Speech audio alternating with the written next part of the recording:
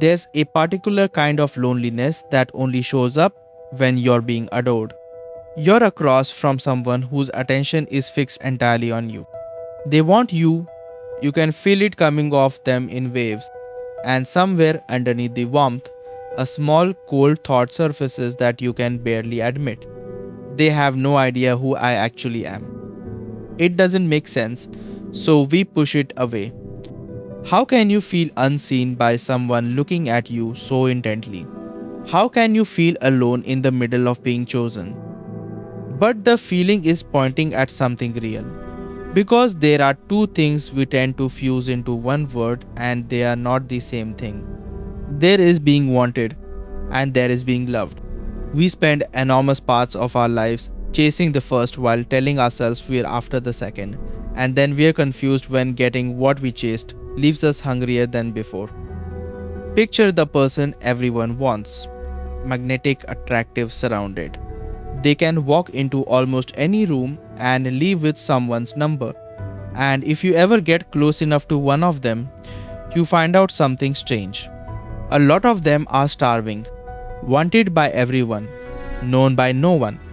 They've collected an enormous amount of desire, and almost none of it reaches the part of them that's actually lonely. Because being wanted, it turns out, can happen completely in your absence. People can want a version of you that you're not even home for. So, what exactly is the difference? Start with where most of us go wrong without noticing.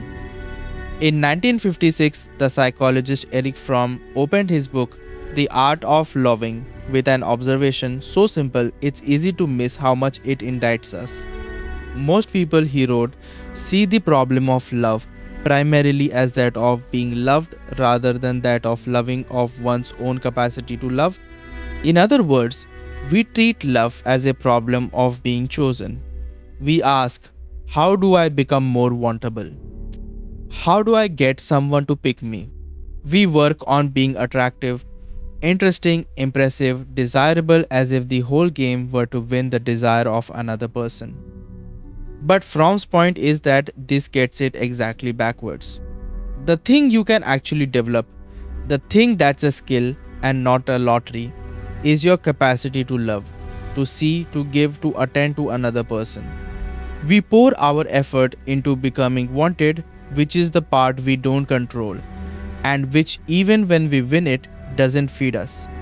And we neglect the part that does. Here's a test you can run on yourself. When you imagine a better love life, what do you actually picture? Be honest. For most of us, the fantasy is being desired. Someone looking at us with longing, being the one who's wanted. Notice that almost no one's fantasy is the act of loving someone else, well, of really seeing another person, of giving without being watched. We've quietly defined love as a thing that gets done to us, as being chosen, which means we've defined it as being wanted. And that confusion is the crack the whole problem grows out of.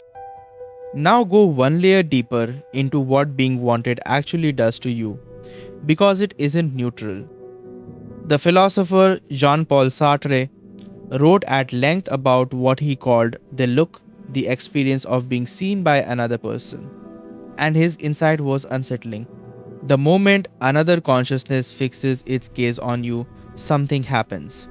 You stop being a free, open subject, a person living from the inside, and you become an object, a thing in someone else's world.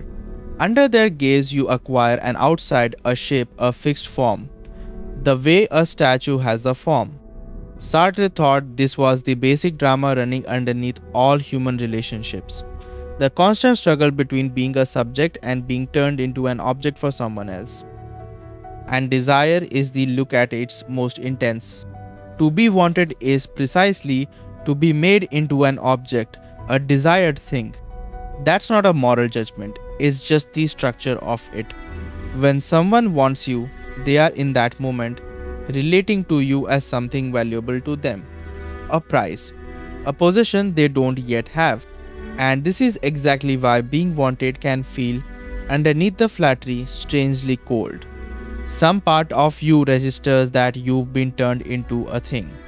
A beautiful thing, a coveted thing, but a thing. Watched from the outside, not met on the inside. This is why the most wanted people are often the loneliest.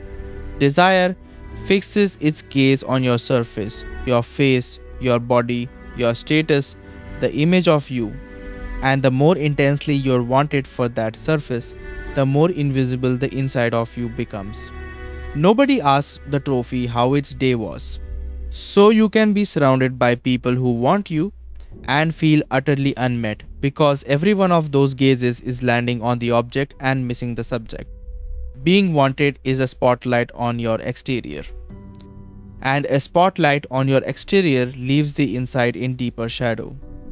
So, if that's being wanted, being made into a desired object seen from the outside, then what is being loved? For that, we need the strangest and tenderest piece of the puzzle, and it goes all the way back to infancy. The pediatrician and psychoanalyst Donald Winnicott studied what happens when a baby looks at its mother's face, and he proposed something beautiful. When the baby looks up in a good situation, what the baby sees is itself. The mother's face reflects the baby back, its state, its feeling, its existence, and through that reflection, the child slowly comes to feel real. Winnicott called this mirroring. The face that looks back at you and shows you that you exist is the foundation of a stable self. But he also described the failure. Sometimes the baby looks up and does not see itself. It sees the mother's own mood, her own needs, her own distraction, a face that's a closed surface rather than a mirror. And the child that keeps meeting that closed surface learns to do something fateful. It builds what Winnicott called a false self, a pleasing adapted shell whose job is to manage other people, to give them what they respond to. The real self goes into hiding unseen because being seen never reliably happened. Sit with what this means for the rest of your life. To be loved in the deepest sense is to be accurately reflected. To have someone look at the actual you, the inside, and show you that they see it and that it's welcome. That's what being known is. And being wanted can be the precise opposite. When you're wanted, the other person is responding to the surface, to the appealing image, which means the part of you they're applauding is often exactly the false self, the performance. You can be wanted enormously for the mask, and it does nothing for the face underneath. In fact, it can make the loneliness worse because now even your applause is going to someone who isn't you. So put the three together, and the confusion finally comes apart. Fromm shows us we chase being wanted while calling it love. Sartre shows us that being wanted turns us into an object watched from the outside. And Winnicott shows us that what we actually starve for is the opposite, to be seen accurately on the inside and met there. Being wanted is about your value to someone. Being loved is about your reality to someone. One is a spotlight on the surface.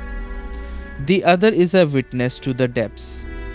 And here's why we keep mistaking one for the other. Being wanted is easier, faster, and far more flattering. You can earn it with a face, a body, a performance, a curated image. Being loved asks something terrifying, that you let the curated image drop and risk showing the real thing, which might not be wanted at all. So we keep taking the trade. We collect desire and wonder why we feel unknown. We optimize the surface and starve the inside. We get chosen again and again and stay lonely because being chosen was never the thing we actually needed. If you want to know which one you're getting, watch what happens when you're not performing. Anyone can want you at your best, polished, impressive on. The question is whether there's someone who sees you at your worst, your most ordinary, your least desirable and stays, not because you're a prize, but because they recognize you. Being wanted survives only as long as the performance does. Being loved is what's left when the performance stops. One needs you to keep being wantable. The other already saw past wantable and didn't leave. None of this means desire is bad or that wanting your partner is some shallow error. Desire is part of love. Being wanted feels good for real reasons.